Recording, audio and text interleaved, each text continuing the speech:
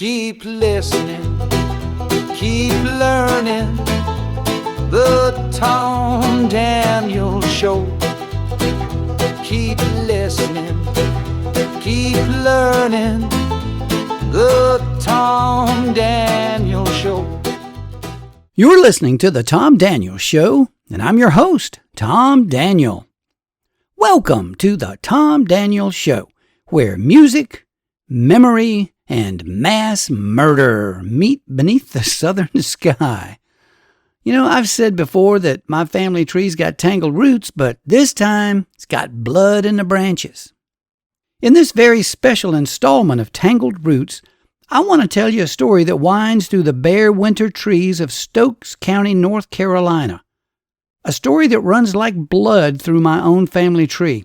It's about one of the most haunting crimes in Southern history, the Lawson family murders of Christmas Day in 1929, and the ghostly murder ballad that turned the story into a legend. And yes, I'm connected to this tragedy, this time on my mother's side. The Lawson family is a branch deep in my own family tree, as my maternal grandmother was a Lawson from Society Hill, Alabama.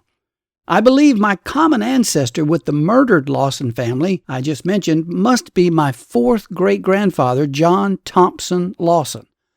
However, I haven't been able to lock it down completely because several of the Lawson men had, shall we say, illegitimate children? Yeah, just a few. I know for certain that I'm a DNA match with 12 half-cousins who have the murdered family in their trees. But it's difficult to make sense out of a lot of the official records that seem to contradict themselves. I'm still working on it. The only thing I know for sure is that blood doesn't lie.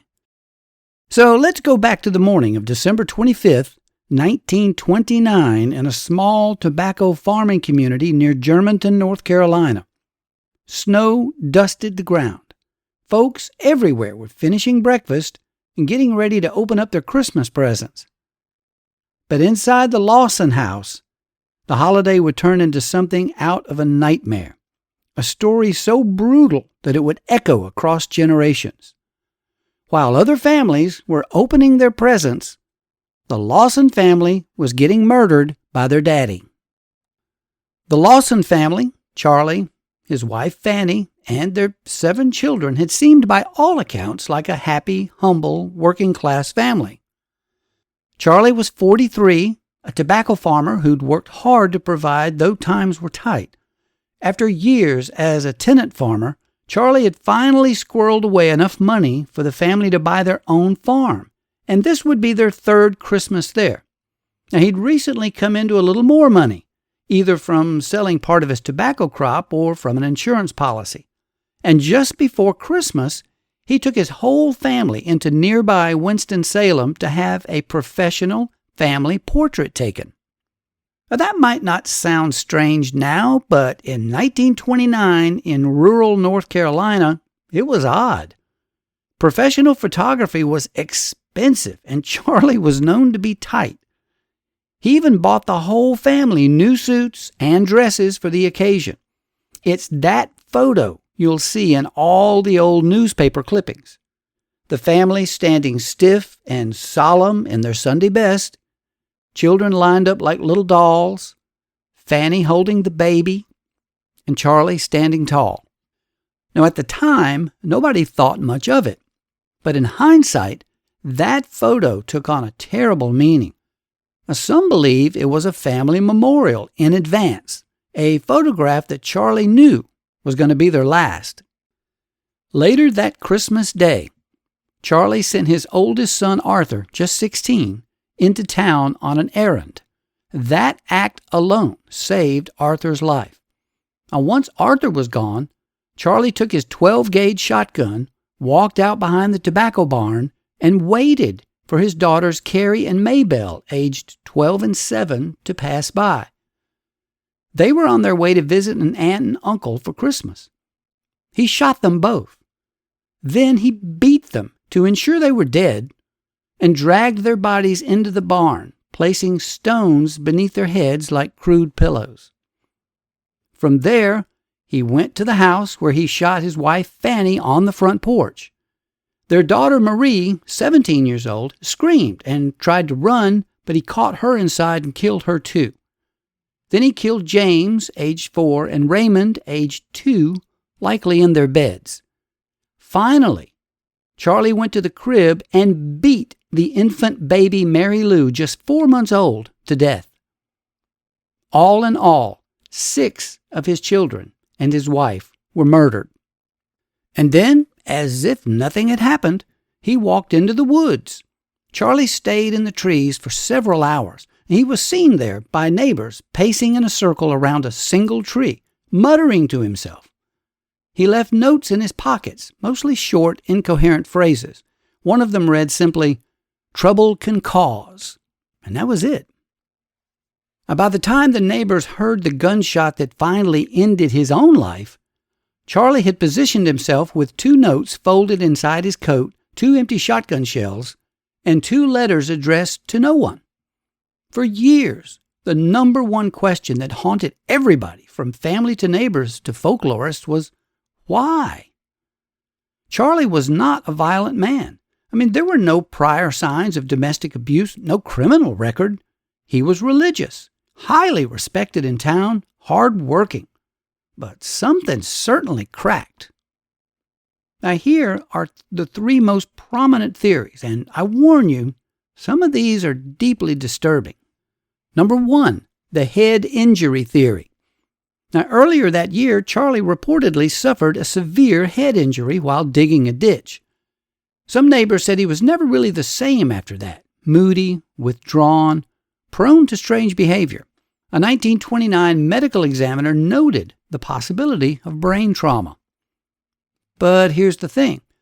When his body was exhumed in 1978 and his brain studied by Johns Hopkins, no significant injury was found. So for this theory to hold any weight, it would have to be in terms of psychological trauma, not physical. Number 2, financial or mental breakdown. Now, some believe Charlie suffered a mental collapse triggered by financial stress and the weight of providing for a large family at the beginning of the Great Depression. Now, though the stock market crash had only recently occurred, tobacco prices were already unstable. There were rumors Charlie had taken out life insurance policies on the family, policies that would pay out even in the case of his suicide. That led to speculation about motive, but no clear financial reason ever emerged. Number 3, incest and abuse. This is by far the darkest theory, and one that emerged much later through oral history, particularly from Charlie's extended family and neighbors. The claim is that Charlie had been sexually abusing his daughter Marie, and that she was possibly pregnant with his child at the time of her death. The story goes that Marie had confided in a friend or perhaps a cousin about the abuse. Now, some versions say Fanny found out and confronted Charlie. Now, if this is true, and that's a big if, since it's based on secondhand stories, then the murders might have been Charlie's attempt to silence the truth and save face in a deeply religious and honor-bound community. Now, this theory has gained traction in recent decades, in part because it answers what so many other explanations can't. Why would a man kill his whole family in cold blood like that? Some say that's when Southern true crime really began, was with the Lawson family murders. And not in newspapers, but in ballads, bootlegs, and roadside whispers. And that's where this story picks up again, with a fiddle, a 78 record, and a song that refuses to die. So, how many Southerners does it take to change a light bulb? Well, 3. 1 to change the bulb, and 2 to sing a murder ballad about the old bulb. Now, there's a common saying today that goes something like this: pictures or it didn't happen. And in the South, that saying's a little different. If you didn't sing about it, it didn't happen. Well, this story was pressed into shellac and spun through the hollers on the turntables of memory. Almost immediately after the murders, a North Carolina fiddler and textile worker named Walter Kid Smith teamed up with a banjo picker named Red Thompson. They were part of a Milltown string band called the Carolina Buddies, and in the early days of 1930, they recorded a ballad that would carry the Lawson story far beyond Stokes County. It was called The Murder of the Lawson Family. Unfortunately, I can't play an excerpt from the song because it's not in the public domain yet. It's a really creepy little song, and not just the lyrics, but the flat, matter-of-fact delivery, like reading a coroner's report with a melody. That's what makes these old ballads so chilling. They weren't written to entertain. They were meant to warn, to preserve, to exorcise the unspoken demons. Now, the Carolina Buddies started it, but that song has been recorded by the Stanley Brothers, Doc Watson, Max Wiseman, the Blue Sky Boys, Spencer Moore, the Henry Brothers, and many others. I've heard it played several times at bluegrass and folk festivals. Everybody that records it and everybody that performs it changes it just a little bit each time. And the original Carolina Buddies recording was made just a few months after the killings, not decades later like true crime documentaries on Netflix. Now, the story was still fresh, still raw. Folks in North Carolina were a little bit outraged about the song. Now, some thought it was disrespectful. And others thought, though, that it was a public service, a way somehow to make sense of the senseless. And the song sold well. I mean really well. It became the most talked about murder ballad of the time. Local radio played it and was passed around like an obituary wrapped in fiddle strings. People would gather on porches and sing it with fiddles and dulcimers, and then they'd whisper to each other, passing along the unsung verses, the ones that never made it onto the record, the ones about Charlie's secrets or Marie's pregnancy or Fanny's prayers, because that's how these songs worked. The printed version was only half the story. The other half was passed ear to ear like a bottle in the night. Now, some folks say it's wrong to turn a tragedy into a tune, but others say that's just the way Southerners know how to grieve. Now, if the story ended with a song and a funeral, maybe it would have faded. But in the South, the dead don't always stay quiet. When we come back, we'll take a look at some alternate theories about the case and some persistent ghost stories. You're listening to The Tom Daniels Show. We'll be right back.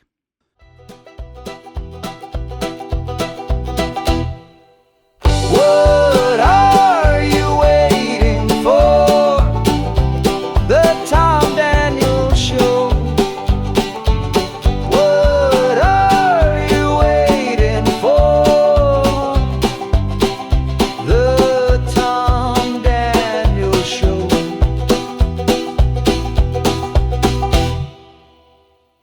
Welcome back to the Tom Daniels Show. You know, I would have expected nothing less than Tobacco Road perfection in that music.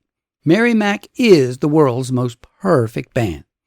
Now, we've been talking about the Lawson family murders when my distant relative, Charlie Lawson, killed almost his entire family on Christmas Day, 1929. Now, the Lawson family home, now long gone, was once a magnet for the curious, the brave, the broken-hearted. It was opened as a murder museum, and folks would pay admission just to walk through the death house. Inside, they saw the bloodstains still on the floors. Marie's Christmas cake, the one she'd baked the night before, was sealed under glass in the parlor, still decorated and untouched. Visitors swore the cake never molded, like some kind of unholy relic. Charlie's brother Marion even sold souvenirs, postcards, shell casings, bits of wood. The public just couldn't get enough. But then there were the other stories, the stranger ones. A neighbor claimed she heard Marie crying at night in the woods. A hunter passing through the area said he saw a man in overalls with no face, just standing still under the trees.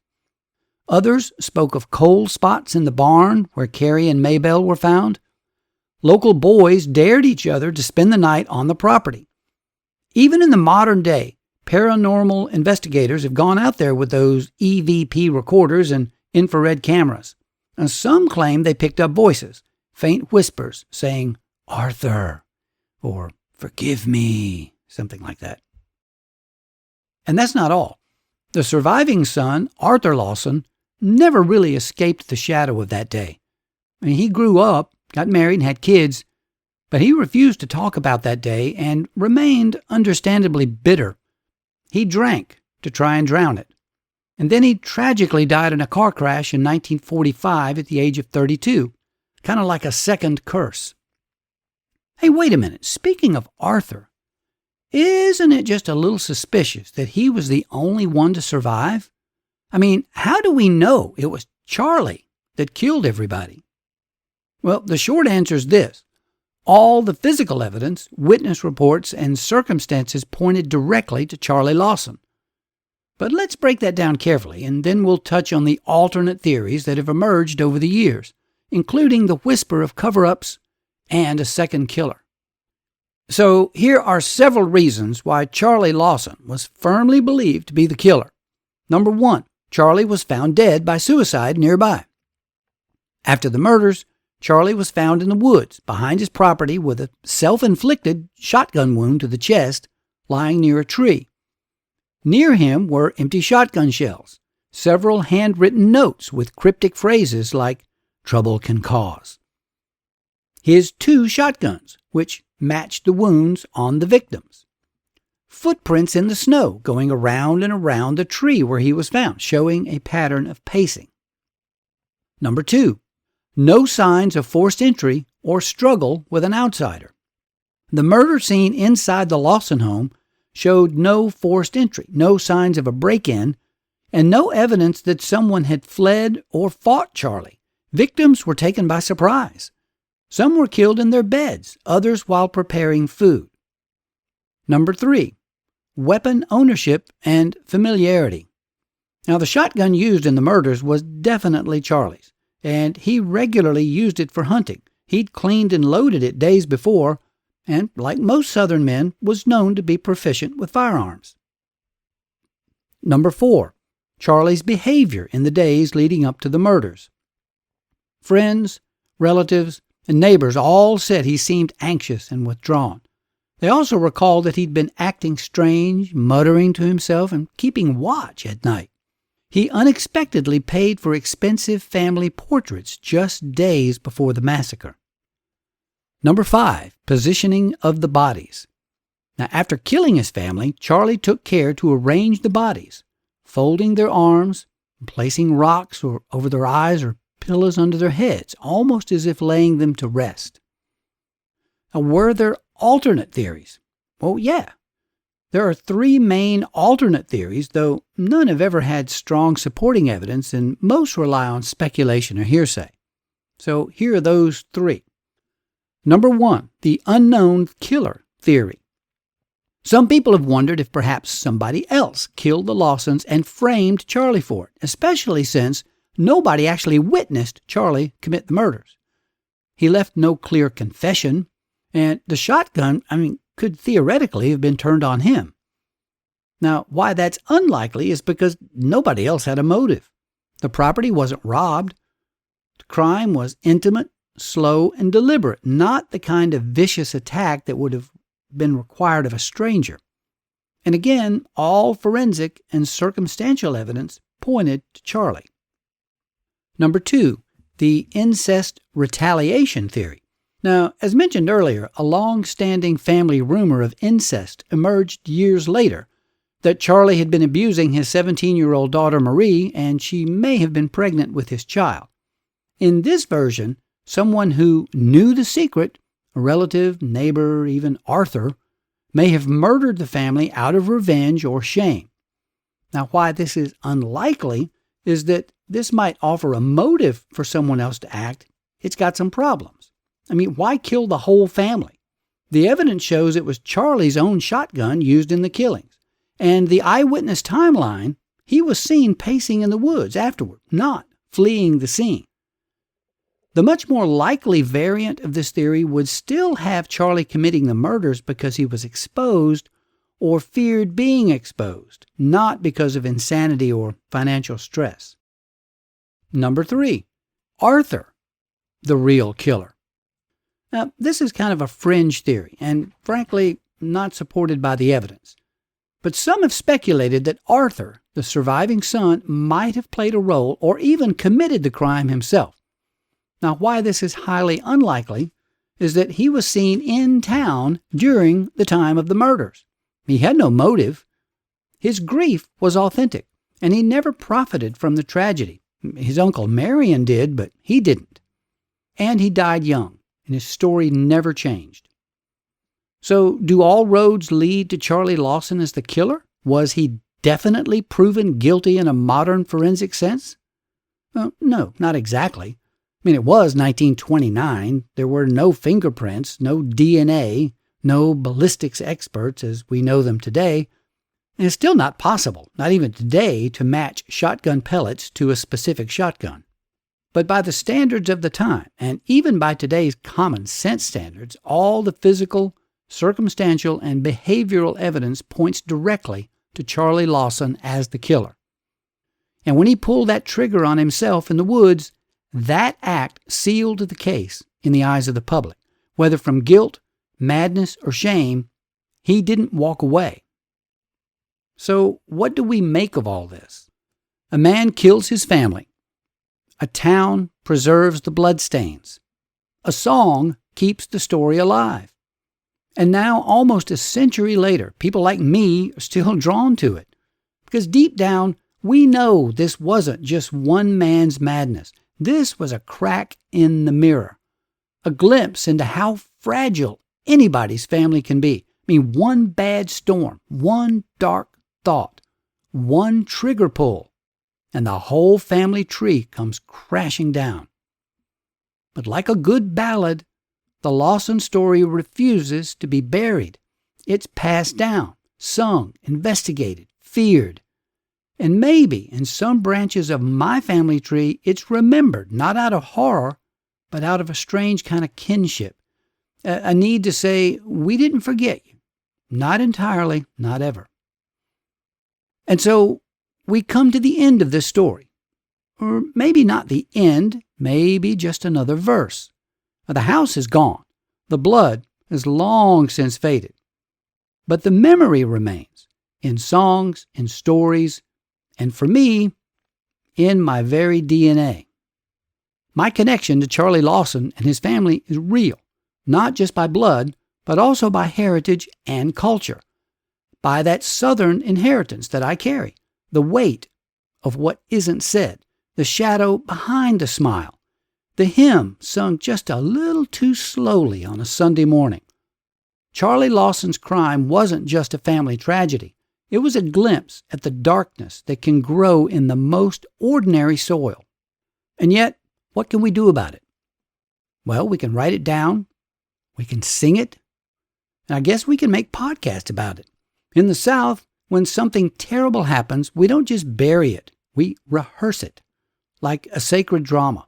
We tell the story until the pain gets absorbed into the myth, until it becomes a cautionary tale, a prayer, or a warning whispered over a minor chord. The song of the Lawson family still plays, not loud, but steady, in old recordings and hushed family conversations, in the air maybe if you stand too long in the pines of Germantown and listen hard enough, and maybe in the strings of your own family tree. If this story moved you, chilled you, or made you reconsider the stories in your own family tree, I hope you'll share it. Leave a review. Tell a friend. Hey, tell your grandmother. She probably already knows more than she's been telling you. Keep digging through your own tangled roots. Keep listening to the songs the dead still sing and keep learning. And remember, history doesn't just repeat itself. It hums along. This has been the Tom Daniel Show. Keep listening. Keep learning.